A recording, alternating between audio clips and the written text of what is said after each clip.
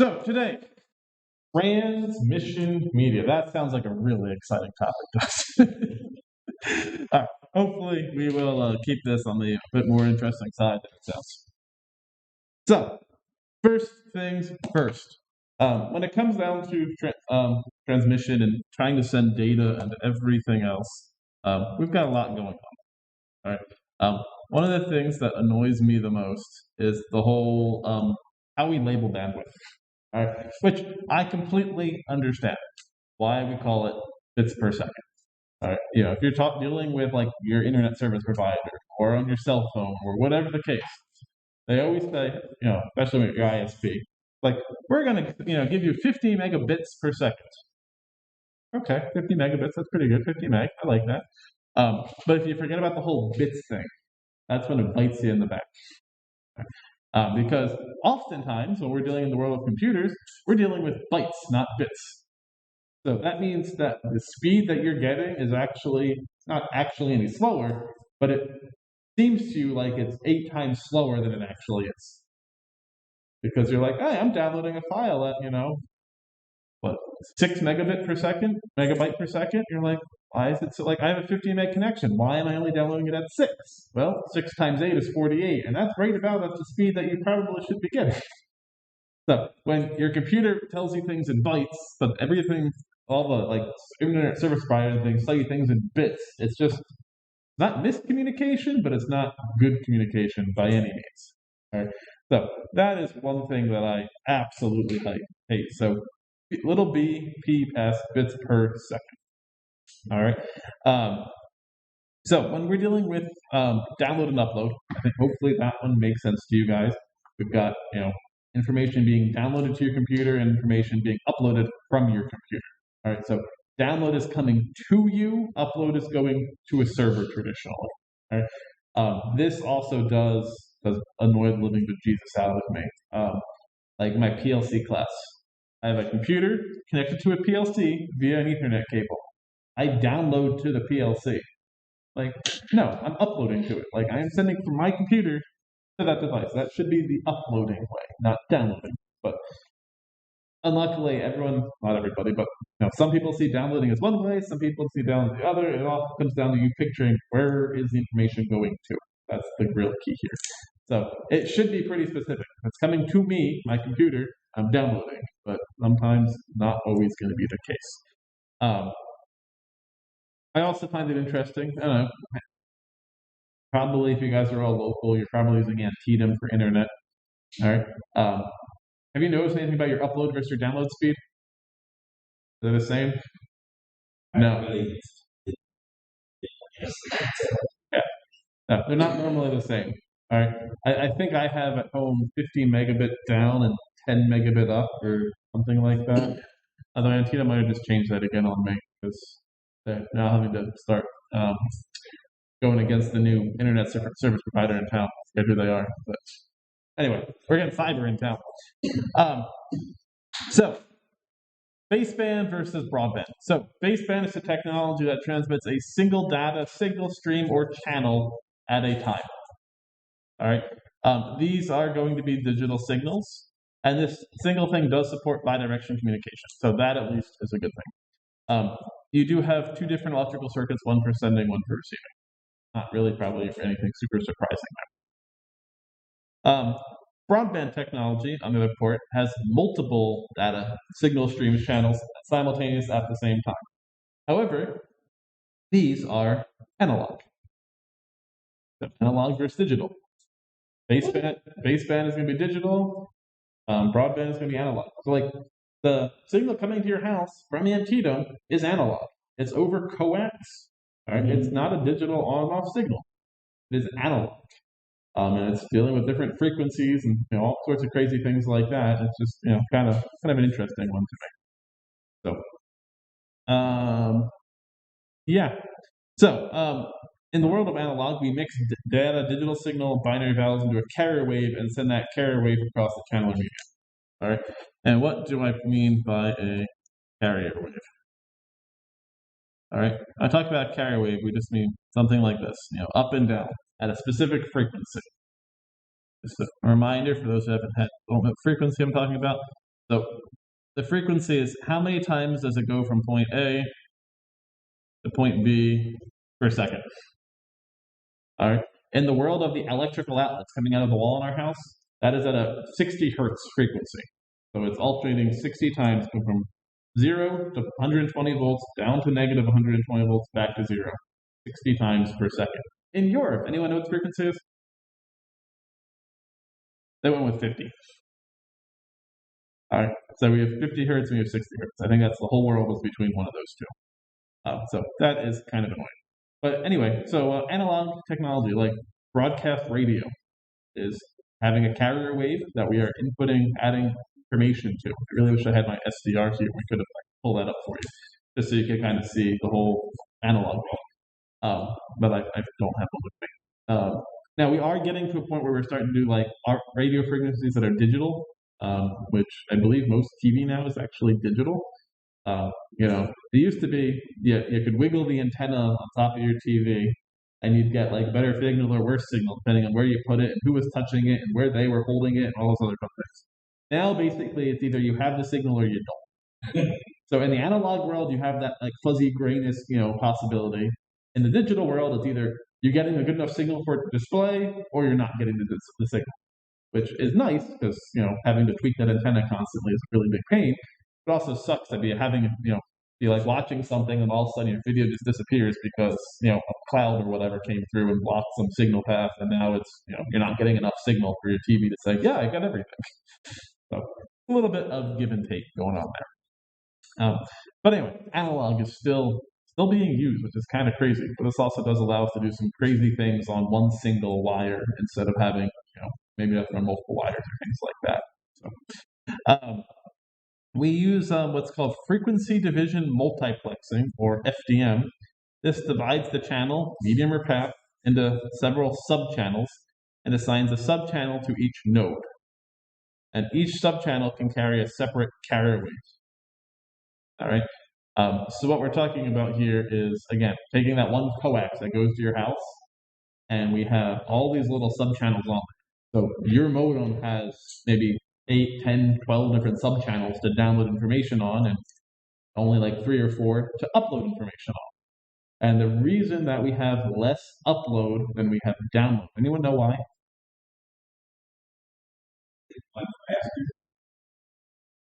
Yeah, overall. All right. There's only so much bandwidth that we have on that one piece of coax. All right. And when they first started doing broadband, cable internet at home, they had to figure out how much of that bandwidth they wanted for what sections. And the average person, back when the internet was first kind of released, wasn't uploading a lot of information. Right? You were looking at web pages. You weren't uploading YouTube videos or pictures or things like that. You were looking at websites. The average person wasn't making man, I can't even hope the word right now. A blog post or Snapchats or streaming themselves on YouTube or Twitch or whatever. It was purely for accessing information. So you didn't need a lot of upload speed, but you did want more download speed. So they sectioned off a bigger chunk for download and a smaller chunk for upload, which makes perfect sense, at least to me. Now in the world we live in, there is so much information getting uploaded, right? I mean, like, oh, let me post this picture to Facebook. So you are now adding to the internet. So you're uploading this video or picture or whatever the case is. So we almost need to start rethinking this split and maybe coming a little bit more towards even. Not even. I still think the average person is still downloading more than they're uploading. It'd be really interesting to go look at that data. I do know that a few years ago I was using like 200 to 300 gigabytes a month of data from Ambito. At least that's what they tracked. I don't know if that was purely download or if that was how much I downloaded and how much I uploaded added together. But Antietam had a cap. I don't know if they still have a cap. Depending on the plan you have, you have different amounts of data you can use. But yeah, it was like 250 gigs was like what my allocation was. And there were a few months that we hit that allocation, which was really kind of a pain, but it's the way the game goes. So anyway, so we do FDM to kind of take that main coax and break it into a whole different bunch of subsections. The downside of doing this again is we only have single direction, which is why we have some channels for upload and some channels for download. So again, that's the whole thing going on there with your broadband provider. Now, some options that you have for communication. All right, basically there are 3 options, as you can see on the screen. First one, copper. That is probably how most signals that you are going to deal with are going to be carried. They're going to be over some sort of copper wire. Now, that copper wire could be an Ethernet cable. It could be a serial cable. It could just be a twisted pair that you ran because you needed 2 extra wires somewhere. All right? It doesn't really matter. It's going to be some form of copper, right? And typically, that's going to be in multiple wires encased in one single big cable type of thing. But not necessarily. Again, you could run whatever you wanted. So copper is how most of the stuff that you guys are going to be dealing with. The next one that you're probably going to see most often, again, for your personal use type of thing, is going to be wireless. Right? Normally we're thinking wireless, wireless internet. So 802.11, I believe, is the standard for Wi-Fi at home. And industrial too is kind of. So that's probably one that you're going to see next. And that's using radio waves. So, we take information. Again, we have that lovely carrier wave. Oh, I got to draw down here, not on the actual computer monitor. You take that carrier wave and you start modifying it. I think we come back to how we modify it later. But anyway, so we have wireless. And then the one that's used most in large data centers and getting information from point A to B is going to be fiber optic. All right. So when it comes down to picking which one of these 3 options you're going to use, which you get to pick in the long run, to some extent, right? In your house, you could say, I want all my devices wireless, like they did with this building. Basically, everything in CBIS is wireless. If you look in this room, there is 2 Ethernet connections. One up in the ceiling, where the wireless access point is, so that one's being used by that. And 2 in the floor underneath this, where my computer is hooked up to. Besides that, there is not a single Ethernet port in this. If you go throughout this whole building, that is what you will see. There's no Ethernet ports basically anywhere because they wanted everything to be wireless. Now, in a normal, education environment, even for small business, that's fine. You don't need a lot of things hardwired in. For the purposes of an industrial teacher, I need Ethernet. My robots in the back of this room run off Ethernet. So if I want to connect to them for a computer, it's an Ethernet cable. It's not some specialty cable I buy anymore. No, it's just plug my computer Ethernet port of my laptop in to the Ethernet port on that. If I want to have 2 of those talking, I need Ethernet. So it becomes a little bit of a pain not having Ethernet, as I've learned, or I'm expecting. I guess I haven't learned this quite yet. I'm expecting it to be a royal pain. There are some ways around that, but IT is going to get mad at me, so okay. But anyway, so selection is a basic choice. So when it's internally inside your business, so in this building, it is up to IT or LT or whatever your internet group of people is who are going to make those decisions. Now you can go, hey, I need an Ethernet port here, and IT will go, fine, we'll run you one. But IT is going to go, wow, we've got a server located over here that you guys need, a server located over there that you guys need access to. And we send a lot of data back and forth. Copper can get up to, I think, 10 gigabit now per second. I think you can do 10 gig networking now, which is absolutely crazy over Ethernet cables. But fiber optic is going to be a better choice. That is how all of our buildings are connected together. From one building to the next, it's all fiber optic connections. And it's absolutely wonderful. So much higher speeds. I think we'll come back to that one again.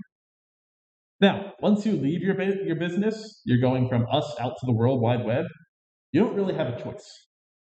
You might have a choice over your internet service provider, but from there on, it's completely up to the magical backbone of the internet. All right? You're going, okay, I'm going to connect from here to our off-campus site down at the mall. We didn't run a freaking cable from here to there. All right? As much as that would have been nice to do, that had a direct connection, everything would have been probably a bit more secure. No, we didn't have that option.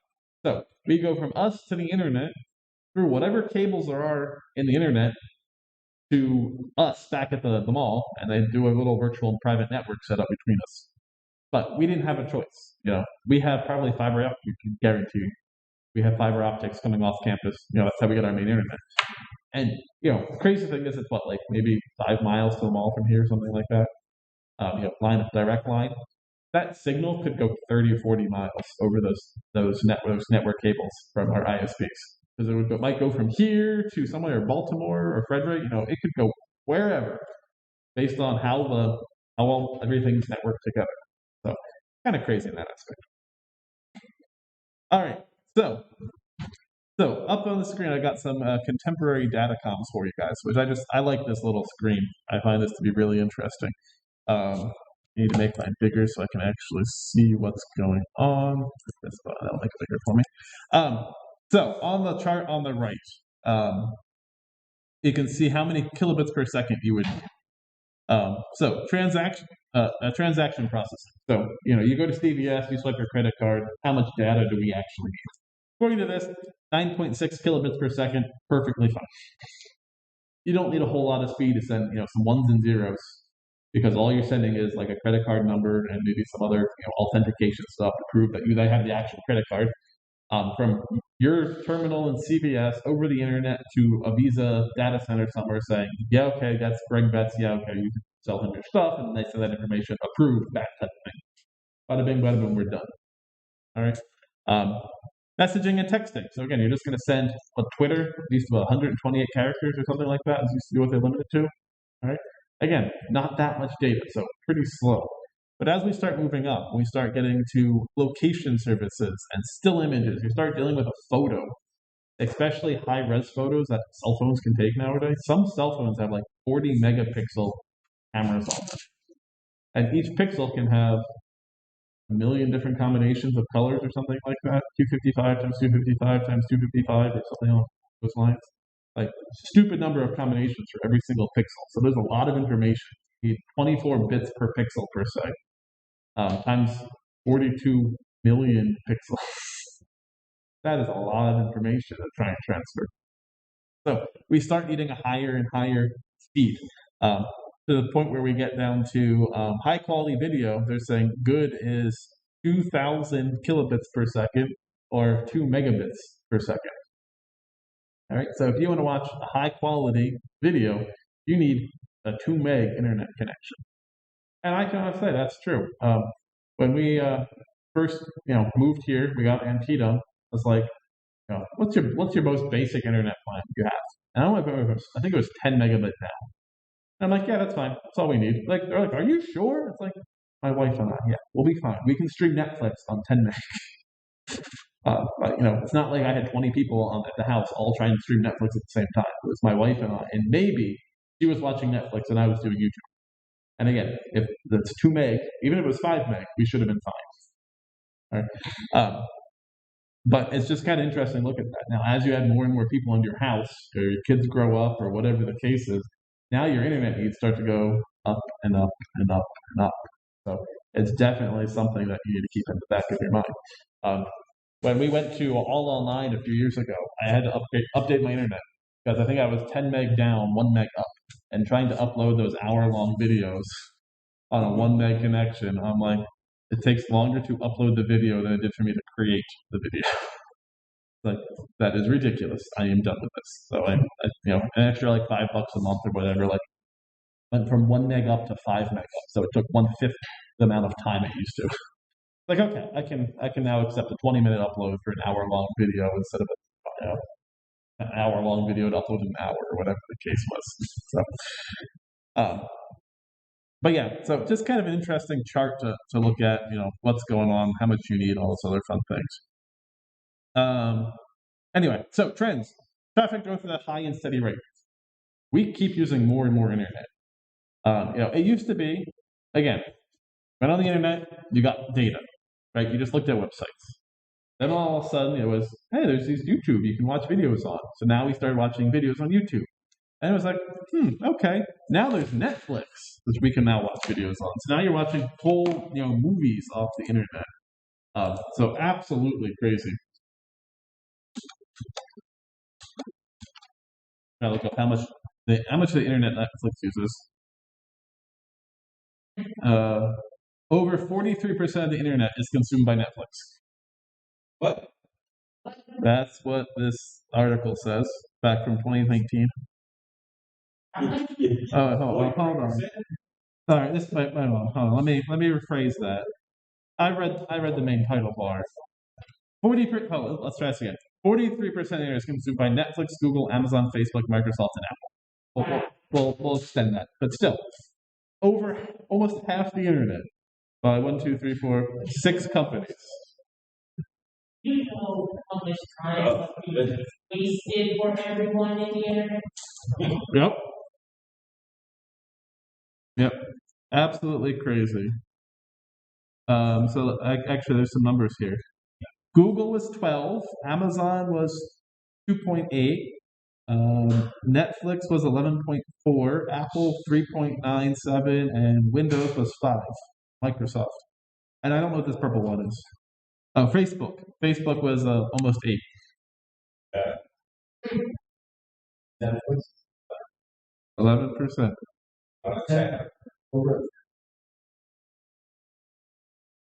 Yep.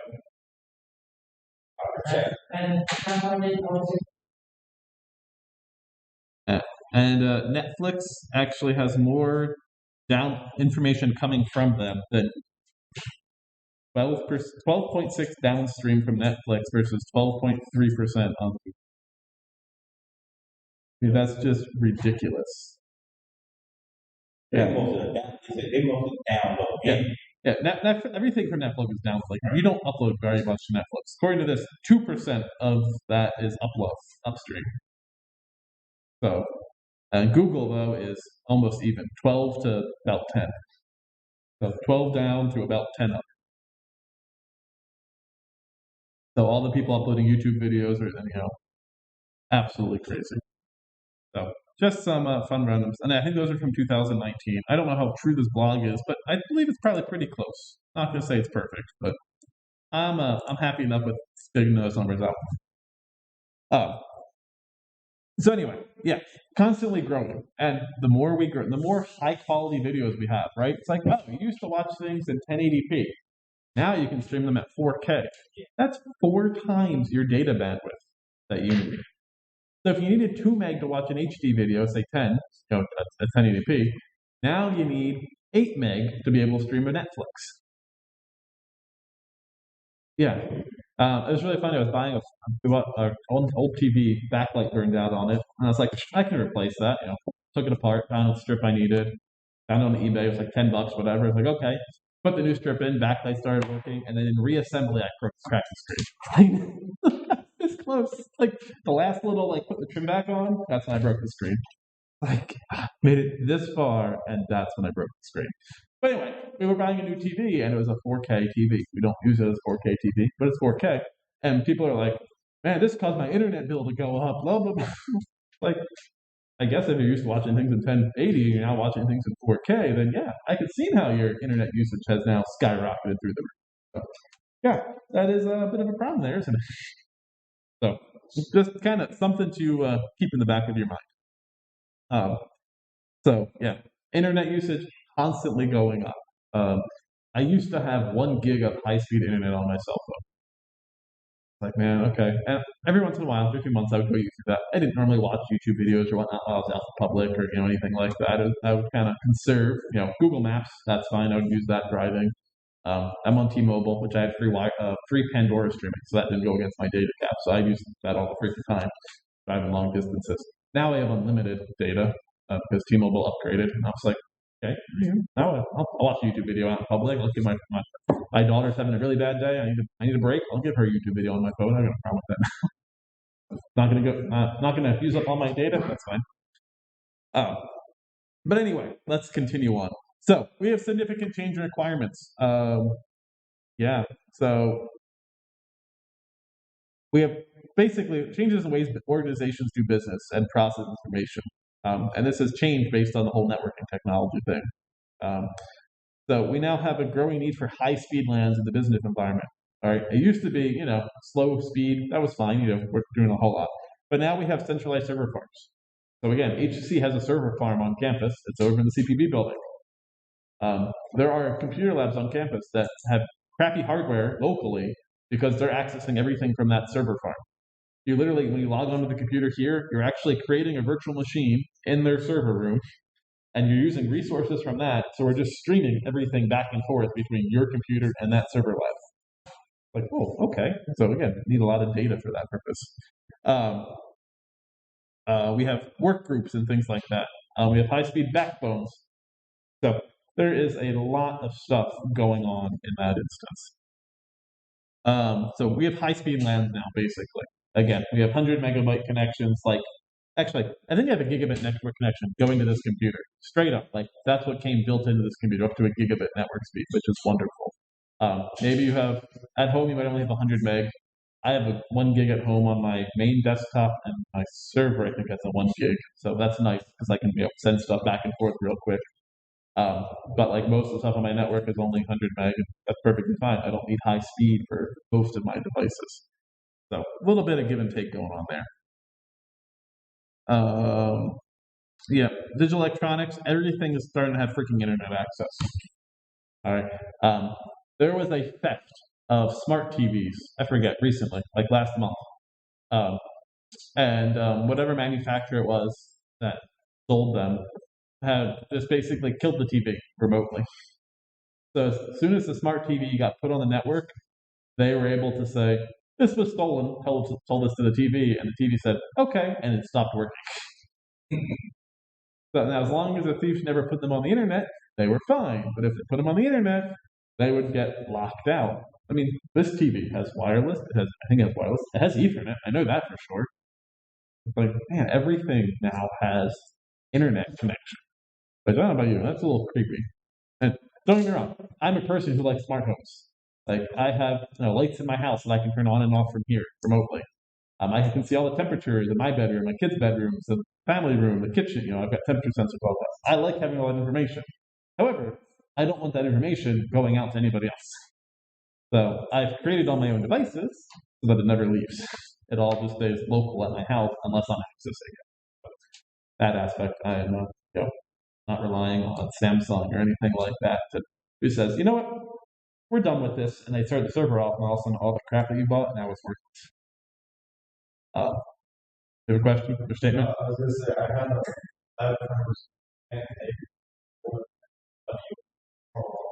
full digital batch. But when it was at the shop, I didn't get a software batch. She came and screwed it up and said, and so she gave him a big old crap and shit. And I'm like, yeah, I don't know. She took it home. Never.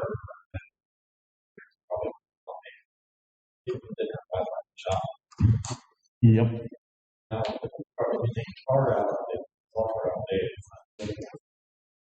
Mm-hmm. So Tesla, the car batteries, they have so much range, and then if you drive and you're like completely dead, I think you can contact Tesla or something and request like emergency reserve. They'll like remotely allow you to drive over like 20 miles or something like that, so you're not completely stranded on the highway. But yeah, like that. I'm like, this is just ridiculous. You don't need access to my car constantly. I had a Chevy Equinox that once a month I would get a health report on my car emailed to me. You're like, your tire pressures are this, and your oil life has so many % left, and which, let me get wrong, definitely convenient, but also fairly creepy. Yeah, like I don't know how much I really want that. Yep. There was a brand, I think it's Volkswagen, that they had a subscription service to enable remote start on their cars. So if you bought a brand new car, you got like 3 years for free. But after that, you had to start paying that subscription service. And people were like, fine, we just won't use the remote start on the app. We'll stop using use the button on the remote. Nope, that didn't work either if you didn't pay the subscription. It's like, I'm talking to my car right there from here, like direct connection, not using your crap at all. There's no reason that I need a subscription service. But the car manufacturer said, you need to pay us money if you want to be able to remote start your car. Yeah, no, it's just ridiculous. Again, there's this wonderful line between convenience and ridiculous. And man, those lines are so blurred anymore because everything. It's like, oh, we can put a cellular chip in that and give you the option to pay us money every month so you can do remote start your car. And it's just like, I don't need to do it from my phone. Like, is it convenient? Yeah, to have an app to be able to see everything that's like going on with my car and where it is. And yeah, it's really convenient, but by no means is it necessary. So, That's what I think. Should old school, original, memory force. yeah, you know, I do. One of my goals in life is to buy an old junker and bring it back to like brand new quality. Like, and you know, you give me a carbureted 4-stroke engine, I can work on that. Yeah, that's big right now. And those guys, Okay. That's on my list. Just take an old beat up junker, maybe an old pickup truck, a really old one. That'd be cool. But anyway, let's get back to the actual class here. So, internet constantly changes what this comes down to. Got to switch over here. This, there we go. Factors. Okay, so copper. What it comes down to. As I said, copper is probably the one that we're using the most, especially inside a building or whatnot. I believe Ethernet at its rated speed, for whatever that is, whether it's 100 meg, gigabits, 5 gig, 10 gig, whatever the speed is. I think it's like 300 meters is your max range. No, 100 meters, about 300 feet is roughly your max range that you can run an Ethernet cable from this computer through all the walls to an Ethernet switch somewhere. Now, 300 feet. Which I look at now, I'm like, that's not very far. At the same point of building, that covers a pretty good distance. Now, that does cover from this computer, the plug on this computer, to the plug on that switch. So if you run a 300-foot cable from that switch to like the outlet right here, and then I run another 10 feet from here to here, I am now outside of my max range. In theory. Hopefully you guys are kind of catching my drift here. So it's from device to device, not like port to port, because just having a little port here just is like me extending the wire an extra 10 feet. It doesn't do anything. There's no electrical signal addition or anything like that.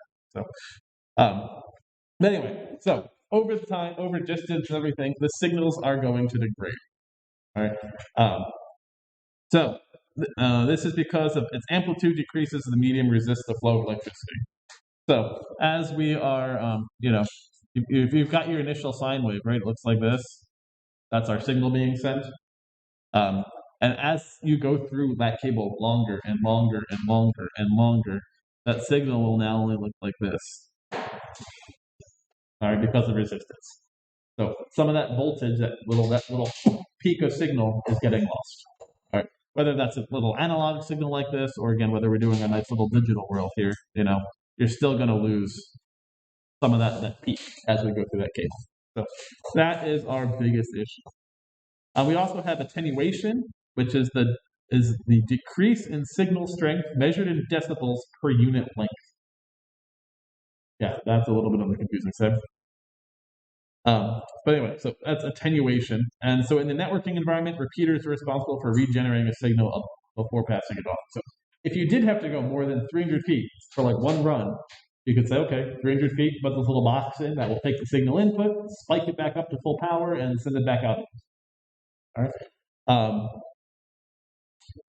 As my notes say, many devices are repeaters. Like a switch is a repeater.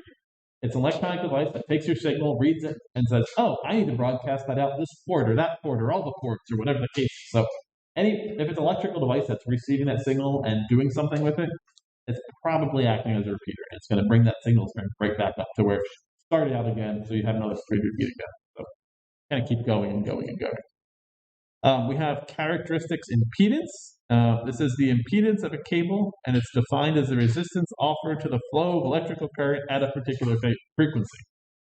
So how fast are you sending those bits? That is your dealing with your characteristic impedance. All right.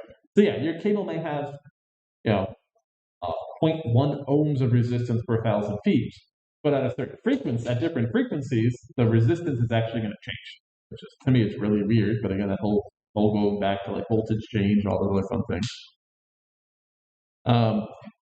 So the characteristic impedance is the impedance of an infinitely long cable where the signal never reaches the end of the cable and hence cannot bounce back. Okay, kind of crazy. I'm not going to be asking you for these definitions of the best. All right, I'm trying to introduce you to these things, but This is so characteristic impedance is a function of capacitance and inductance distributed along the line's length and would exist even if the dielectric were perfect. What's a dielectric? Yeah, it's the stuff that's separating your cables. All right. So that characteristic impedance affects cable performance. And then the last one is crosstalk, and this is electrical interference, basically. So if you have two cables running right next to each other, and them spiking and changing things is causing interference on the one next to them. Right? Not normally the biggest issue for communication cables. So like if you're ever in an industrial environment, my undergrad was in the tech building. You'd walk down the hallway, and right down the center of the hallway was a freaking cable tray that had all of the Ethernet cables in the whole building, like just piled on top of each other. I mean, it was probably like an inch deep and like 8 inches wide of just Ethernet cables just running. It was absolutely ridiculous. It was really cool from an industrial standpoint to actually like see it. Like the whole building was like this, where you just could see like up to the ceilings. Not big touches, but like in the hallway, just walking down the hallway, not just tall the ceiling, but like everything was just open and painted so you could see what was going on. So kind of cool. But yeah, so the interference isn't as much from like network cable to network cable, but more like power cable to network or power to serial, where you have a large power wire running right next to a signal wire. And that large power wire is like a motor turning on and off, which causes all sorts of craziness going on, like high current surges and drops, and light voltage spikes, and that just causes lots of interference right nearby, a lot of EMF. That's more where you're going to have the electrical interference. So it could still be from neighboring electrical signaling wires, but normally it's power wire to signal wire. That's your bigger problem. So we have coax cables. And recently I've learned that not all coax cable is the same. Right? Not even, well, okay. I knew not all coax is the same for a while. But the differences are kind of crazy. But anyway, coax cable. As you can see, we've got our copper wire right here in the center. We've got some sort of insulation around that. So there to there.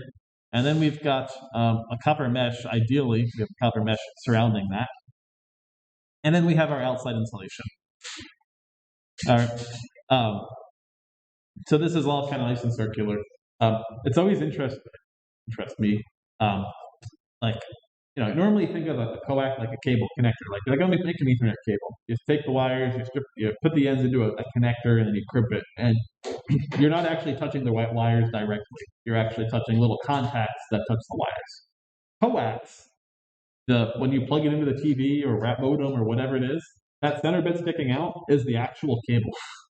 Like it's not a little connector on there. That bit that plugs into the TV, that is the actual center of that cable. I just think it's kind of interesting. But anyway, yeah. So coax cables have concentric layers, electrical conductors, and insulating material, as you can see in the picture. And this helps prevent electrical noise. So that copper mesh on the outside, that is our grounding and everything else. That helps keep interference from happening. What's going on here? All right. So all the signals are actually getting sent through that copper wire. That outside is a shield. So even RF signals that are trying to penetrate that, in theory, hit that, and that gets directly connected to ground somehow on either end. So it helps keep any interference from hitting that coax, or at least as much. Yeah, so we have 10 base 2. So if you ever hear 10 base 2, 10 is the speed in megabits per second. Base is saying that it's baseband, not broadband. And 2 is the distance being 200 meters. So like 10 base 2, you can go 200 meters with one cable with 10 megabits per second in speed, basically, baseband. So, the cable is stable in terms of electrical properties at frequencies below 4 gigahertz. 4 gigahertz, holy crap. So say that again. So the frequency that we're transmitting on this tape, we can be up to 4 gigahertz. All right, that's 4 kilo mega giga, 4 million times per second. We can be sending the sine wave and encoding information on that sine wave per second. That's a lot of information. We're not running normally at that speed, but you might be. All right. So some advantages here. Broadband coax can be used to transmit voice data and even video. All right. Again, when broadband internet first came out, normally that coax was carrying your video to your TV, right? Then they were able to say, okay, now we can kind of subdivide this one cable up, and we can do video on this frequency, and we can do internet on this frequency, upload and download on this frequency, and then you might also have voice now. My parents have it. They have internet, TV, and audio video. Internet, TV, and phone, all on one coax. Now that phone could be a digital, like internet-based phone. Not sure how it works, but you can divide that up into those individual subsections. Cable is relatively easy to install. It's dead simple overall, especially to put a connector on it. You just cut it, strip carefully, and then slide a connector on, normally crimp. But they actually make screw-on connectors. So as you push the connector on, you twist a little bit, and that helps grab onto that copper mesh outside to protect it, ground it. So really kind of useful there. And it's not stupidly priced. It's not like you're spending $1,000 per feet. Yeah, for RG, I think it's 5 is what we normally use in the house, which is 75 ohms. Is probably like 50 cents a foot or something, depending on where you're buying and everything else. So it's really very cheap. All right, here I actually have a picture of my modem at home. This was from years ago. I don't remember when, but you can actually see the different frequencies that I am connected to for my upload and my download. So my download, we are dealing with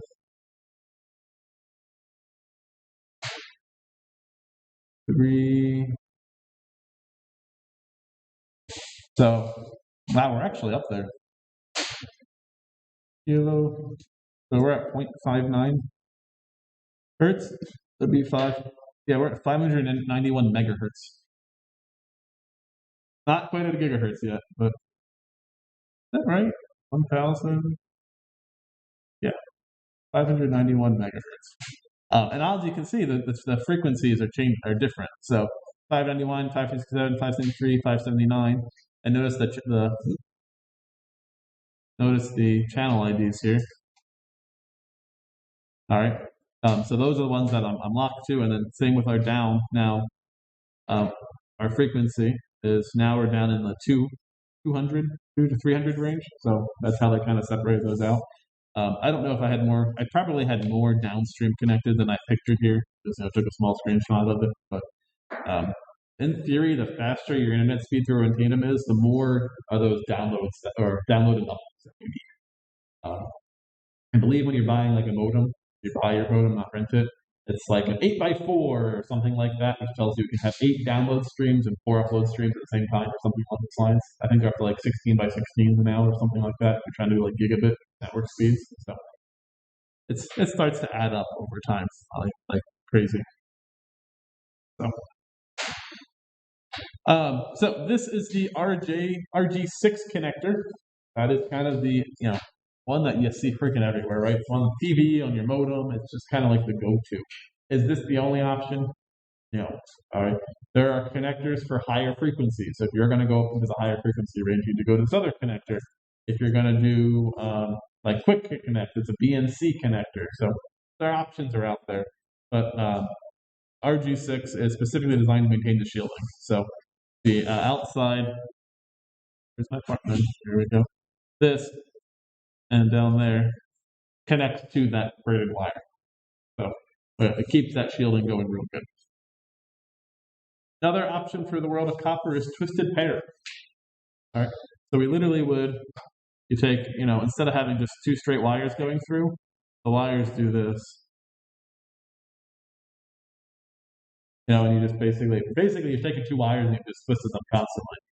And they normally do tell you how many twists per inch or foot or something. Like you can normally find that information, or that it's been standardized. Like an Ethernet cable should have between so many twists per inch, so many and so many twists per inch or foot, or whatever the magic number is. So you have twisted pair, you have UTP and STP. U is unshielded, S is shielded. Probably not horribly surprising there. There we go. Typically, we have 40 twists per meter, 12 per foot, basically. That's the magical number. And the twisting of associated pairs and method of transmission reduces the interference from the other pairs of wires throughout the cable. So it's unshielded. That means there's no shielding on these wires to protect them, to keep those like radiant, RF signals and EMF from nearby from affecting. But by twisting them, that helps reduce it. So it's per se a cheaper way of doing things because we don't have to have this beautiful copper braided shell around it. We can just take these two wires and twist them together, and we're overall good to go. So yeah, we can go pretty crazy there. I have over 1 gigabit per second speeds here, but I think I told you guys earlier, I think we're up to like 10 gig on an Ethernet cable now. So you can get some pretty high speeds going through these twisted pairs if you have the right conditions and the right hardware. There are 1 to 7 different categories. So 1 is voice grade, according to my notes. 2 is voice grade up to 4 megabits per second. 3 is data grade up to 10 megabits. 4 is data up to 16. 5 is data from up to 155 megabits. Officially only 100 according to the spec, but it's really 155 it supports. 5E is data grade gigabit, so if you're going to actually be doing gigabit speeds. I don't have what 6 is, and then 7 is shielded, my notes. So, advantages to twisted pair. Easy to connect to both devices. Super nice, super quick, super simple. Yeah. So if you have sometimes in this twisted pair, you'll have unshielded or unused wires. So like 100 megabit internet speed for Ethernet, there's 8 wires in that connector. I think only 4, if more than 4 or 6. So there's 2 wires that are not being used by 100 megabit connection. So you could actually repurpose those, and they did that with power over Ethernet. So power over Ethernet allowed them to obviously send power along the Ethernet line. So kind of convenient in that aspect. Shielded does a reasonably good job of blocking interference, so that's good. The UTP, the unshielded, is very inexpensive. You can buy 100 feet for like $50 or something like that from Lowe's or Home Depot. It's really easy to install, so that's always nice. And it might already be installed, so you may already have twisted wire running around your house. I bought my house 5 years ago, something like that now, and some of the phone lines in my house are actually 8-core wire, like Cat 6 or whatever. I'm like, why did they? Well, it doesn't matter. Like they did it, and luckily I can't really reuse it because they just like jump outlet to outlet, so not like they brought them all to one spot. Like I could put Ethernet all over my house now, which would be awesome, but no, can't do that. So it was just really kind of weird. Like, whatever. Got no choice. Really funny thing is I just redid our hall closet right by the front door, and there was this inside the closet, like right over the door, was an electrical box. I'm like, oh, there's a better light in here at some point. Like, oh, that's cool. We'll put an outlet up there so we can have power in the closet. Nope, it was 240 lines for my heaters. That was just a junction box. What the? Whatever. What happens when you're renovating or you're tweaking things? You get these weird things. All right. Some disadvantages of twisted pair. The shielded type is sometimes bulky and difficult to work with. Obviously, you're adding more to that wire, so it makes it a bit more complicated. And the unshielded is susceptible to noise, and is more susceptible. It's going to get more noise and interference than coax or fiber optic. So, not the best option. Some problems you might come up with: attenuation. Always going to be a problem with copper. Cross pairs, if you make your connector wrong, that's a problem. Split pair, so you take 2 wires and you split them, not the whole pair, but just 2 wires. If you have standard wire, stranded or solid wire, and you're using the wrong connector, that can cause a problem. Kind of crazy, but it happens. If you don't terminate it correctly, and sometimes some crosstalk. So lots of things going on there. Here we've got our standard Rj45 connector up here. All right. That's right, I can't draw on that screen. I want that to be the pen, not down here. So that is our standard Rj45. This is as it says, the B pinout. All right, there's also an A pinout. They're slightly different. I was taught the B pinout when I was back in high school, and it's white, orange, orange, white, green, blue, green, white, brown, brown.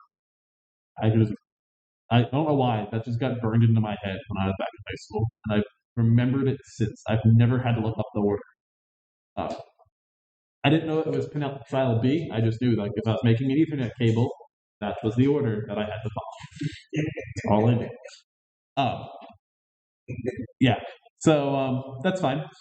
A flips a few of the wires, and so traditionally, if you're going to do a computer to a switch or something, you would just do the same on both ends, and it's called a straight-through connect. It used to be, if you wanted to do one computer directly to another computer, you had to make what was called a crossover cable, which had standard A on one side and standard B on the other. So it actually flipped a few pairs around and everything that would then cause it to work. Nowadays, I think most hardware has the capability to flip those wires internally, so you can just use a standard straight-through cable. Not positive on that, but from what I believe, that is the case. So you can just grab it. I need to connect my laptop to this, just straight-through cable, plug them in, and they should be able to talk just fine. That is very nice. So RJ stands for registered jack, just kind of the standard option out there. Kind of like RS was registered. So this is pretty much a standard nowadays. So Rj45. You also have different RJ, like your phone jack is something not Rj45, it's something else, like 25 or something, but it only has 4 wires instead of 8. Same idea. And if you actually can, I don't know if you guys ever tried this, you can plug a phone wire into an Ethernet jack. You just don't have the outside connections. Like the thickness of the connector and where the clip is are the same. It's not as wide. So it's kind of an interesting one.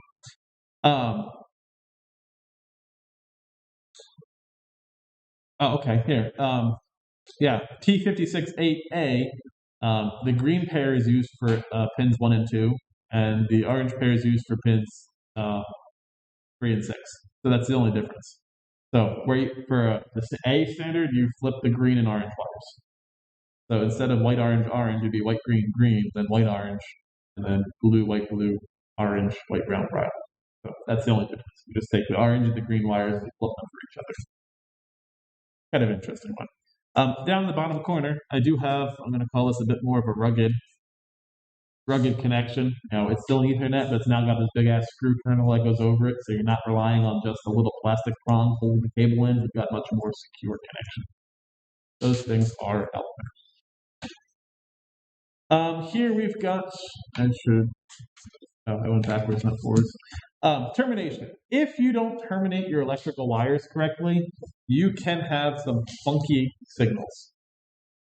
So on the left here, this is what your signal should look like, basically. Now, obviously, we still have some interference in here, but it's pretty obvious where the signals are, right? If we're sending 1s and 0s here, you'd be able to see the 1 versus a 0. If you don't have that terminated correctly, what you would see would be more the right side over here, where it's all just over the freaking place. And this is because of reflection. So you send that electrical signal down that wire, it hits the end, and what's it want to do? It wants to keep going. So it kind of hits it and bounces back. Kind of like throwing a ball down the hallway. It doesn't hit the end and stop. No, it hits the wall and starts coming back towards you. So we get a reflection, right? This is why a lot of the standards, like you'll see like DeviceNet and things like that, they have a terminating resistor on the data wires. So they'll actually take a resistor between the 2 data wires to connect them together at the end. Might be like 100 ohm or something. Not enough to really screw up the system communicating, but enough that when the signal hits the end, it bleeds it off and kind of destroys it. So that is going to be important. Electrical signals travel at roughly 2/3 the speed of light. That is roughly 2 × 10⁸ millimeters per second, or 124,000 miles per second. That's how fast electrical signals are traveling. I mean, that's just crazy to me. Actually, I don't know if that's 2/3 or that's the speed of light. I have to look that one up. Yeah, so we already hit the reflection. I hit that. All right. By putting that resistor on the end, it basically makes the cable seem endless to the signal, right? If you just had, if you had a highway and you threw a ball down it, obviously that ball is never going to be able to come back to you because there's no way, or there's no way that you can throw a ball. All right, so putting that resistor at the end, it basically makes that cable feel like it just keeps going and going to electrical signal. So it just hits that resistor and it converts it into heat and makes the signal go away. So that is why those resistors are important. That value of that resistor is going to be dependent on the standard. So if it was device net versus Profinet versus serial versus whatever, if there is a terminating resistor, just make sure you get the right one for the spec that you're using. It's super annoying. I think they could have come up with like a standard resistor. Everyone's going to use a 100 ohm 2-watt resistor or something. But no. That value may also change based on cable length. So if like, oh, I have a device net. If I'm running 100 meters, I need this size resistor. If I'm running 1,000 meters, I need that size resistor because of the physical length of cable. You have less signal to get rid of at the end of a 1,000 meter cable than a 100 meter cable. So it does overall make sense, but it really is a freaking pain. Terminating or reflections are not really an issue on short runs or slow bit runs. We're not going to have as much reflection issue like that. So again, just kind of something to be aware of. Ooh, fiber optic. I like fiber optic. All right. This one has always intrigued me. Fiber optic. I'm like, it's just such a cool thing. I always love those lights. I just a whole bunch of little fiber optic strands. You put like light bulb in the center, and then you can move the strands around. A little dot of light at the end moves with it. I love the idea of reflecting light. Kind of neat to me. But fiber optic is using light. So instead of using electrical signals to transmit data, we are physically using light. Basically, think like a little laser pointer, right? And someone tapping out Morse code, short, long, short, long, whatever, or even just on, off, and seeing a dot on the wall and going, oh, okay, that person, whoever far away, is telling me this signal, but they're using freaking light to do it. Okay, awesome. So, yeah, the light is going to be guided through the core, all right? And if we look over here, you can see the core. That core, what do you think it's made of? In the high quality cables, it is glass. And that glass is flexible. That's like the dumbfounding part to me. All right, it's like, wait, glass can bend and not break? Huh? But yeah, we're talking super freaking thin. 50 and 62.5 micrometer. Or 8.5 micrometer, depending on what type of cable it is you're using. So if you're using a single mode, which means one single light beam being sent down that wire, it's 8.5 micrometers. Should have converted that to inches just to really make you guys be like, right. All right. But yeah, so if you're using multi-modes, we've got multiple different lights getting sent down it, then it's between 50 and 62.5. Micro is negative 6. So 1, 2, 3, 4, 5, 8, 5. And let me find my convert button. And from distance, from meters to, oh, I did have micrometers. Yeah, okay. To inches, 0.000334. They're roughly 3,000ths of an inch. That's that cable. That's just super small. All right. So after that core, we've got cladding. All right. That is a protective layer with a lot of index for refraction. So it's going to reflect that light back in. Right. So as you can see in the picture down here, our cladding is this really thin layer right here. So as the light hits it, it bounces off. So instead of going straight through and coming out, the side of the cable, it's getting reflected back in. Now, cables and things like that do that by default. Like a piece of glass, you shine light in the side, it hits the surface and it wants to bounce back in just because of refraction. So by adding this extra layer of cladding on there, basically like a mirror surface, it helps reflect it all, not lose a little bit all over the place. So, yep. And the cladding diameter is typically 125 microns. So, yeah, really freaking small. Now, the lower the loss of light, the longer distance we can travel through a fiber optic cable. These do have much higher distances that they can transmit compared to a electrical cable. We have higher. Just love the lights in here. We have higher speeds of information being transmitted, so we can send more data over a single wire. We can also send it longer distance without losing power or losing signals. So a lot of better options here compared to the electrical, but cost is a bigger issue. Yeah. Question? You can send power over that. Nope. That's the one downside. You cannot send power over. In theory, yeah, in theory we could, but you'd have to have like a super bright light, probably a very large cable to, to do it. I mean, basically having a solar cell. Yep. All right. So yeah, we can't really send power down fiber optics. In theory, you could, but you'd have to have like a solar panel at one end and a stupid bright light at the other to even get any milliwatts of power out of it. So, not going to be the most effective. But anyway, so as some advantages, impervious to EMF.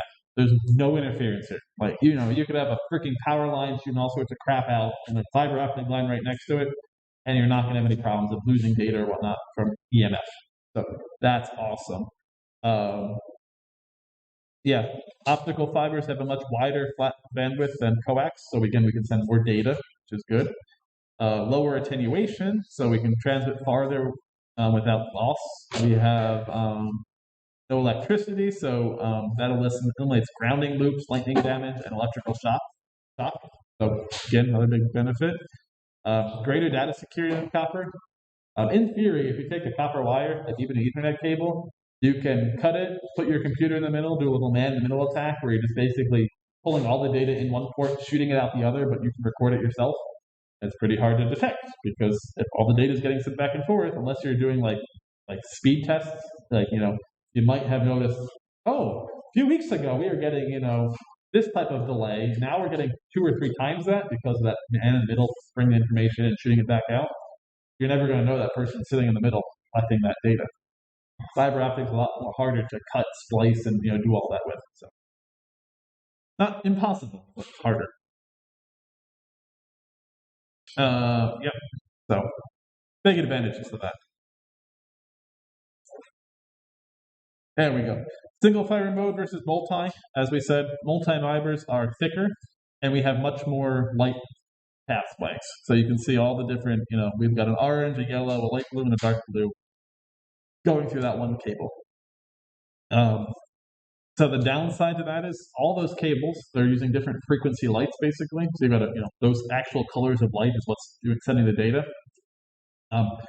Because of that, they're traveling at different speeds, they're bouncing in different places. So, it's like all of us shouting at, the same word at the same time, or the same, saying the same phrase. Most likely, we're not all going to start at the same point and end at the exact same point. Well, if I say 1, 2, 3, go, we all say chicken wings or whatever. I'll say it faster, you'll say it slower, whatever. So the order in which that the receiver gets the data may not be the correct order. So it has to be able to keep track of that and go, oh, this data was transmitted here, and I got putting all the packets back in the right magical order. The nice thing about multimode is you could kind of divide it up. So you could say, this stream of data from me is going on the red length, and that stream from Trevor is going on the blue, and whatever. So order isn't as big of an issue, because if all of Trevor's data gets there before all of mine, it doesn't matter. As long as the packets get there in the right order. So your backbones, like from US to Europe, is all going to probably be, I'd assume it'd be multi-mode, but maybe not. Maybe they have a whole bunch of single strands that they're sending. I know when IP set up the networks here, and they're like, yeah, we're putting a new building in. They run a bunch of extra fiber optic cables from one building to the next. So that way, if something happens to one, they can just say, okay, we're going to not use that one anymore. They just put some new ends on the next one and use the next cable. Fiber optic is one direction. So when you actually have bidirectional communication, you're actually sending on one strand and receiving on a different one. So it's actually a 2-prong connector if you want bidirectional communication. Single fibers, as I said, they're a lot skinnier, less attenuation, usually less than 0.5 decibels per kilometer, which is pretty impressive. Yeah, we have some higher alignment issues because when we bring that fiber into our device, we have to make sure that fiber is properly lined up, because if it's off alignment, because of how small it is, it can't be off aligned as much as the multi-modes. So we have to make sure that we're perfectly aligned, which can be a bit of a pain. Signal speeds or transmission speeds on single mode up to 50 gigabits per second. Freaking speed. And I'll just show you. Okay. Anyway, here you can see some of the different connectors. So you have FC, which is so starting from left. So FC is the leftmost one. This is the older fiber optic connector. Overall, it's being phased out. So that would be both of these. So again, if you want bidirection, you need 2 cables. The next one is LC. This locks in place with the latch, which is nice. It's small, which is good. So they can use they can have more fiber optic devices in like a server cabinet than whether something bigger. SC is the most common, arguably, right now. It's simple and expensive to produce. Again, locking tab. I'd say I think LC is just like a smaller version of the SC, basically. And the SP at the bottom is similar to the FC, but instead of threads, it uses a locking mechanism. All right, so the first ones I actually just thread on, like a nut. The ones on the skinny ones on the far right over here, those are like push and twist. Like, you get like a quarter turn or whatever, and that locks it on. So much easier to install them and uninstall them, so you're not trying to twist these things constantly. So a little bit of give and take for both of those. So, all right, that is where we are going to stop it for today.